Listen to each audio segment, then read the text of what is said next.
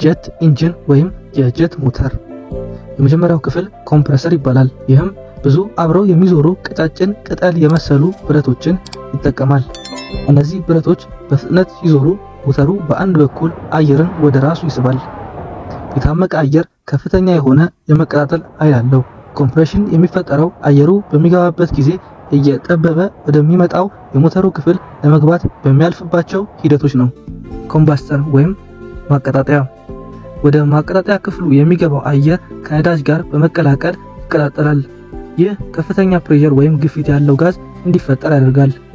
ይህ የምታዩት የኮምባስተሩ ዲዛይን በቀለበት ቅርጽ የተሰራ ነው። የታመቀው አየርም በኮምባስተሩ ዙሪያ ላይ በታሰሩ ቀጫጭን ቱቦ መሳይ መስመሮች ውስጥ ያልፋል። እነዚህ መስመሮች እያንዳንዱ ፊውል ኢንጀክተር የተገጠመላቸው ሲሆን አሰራራቸው ነዳጅ እና አየሩ ተጥመልምለው እንዲገባ እንዲያስችል ተደርጎ የተሰራ ነው።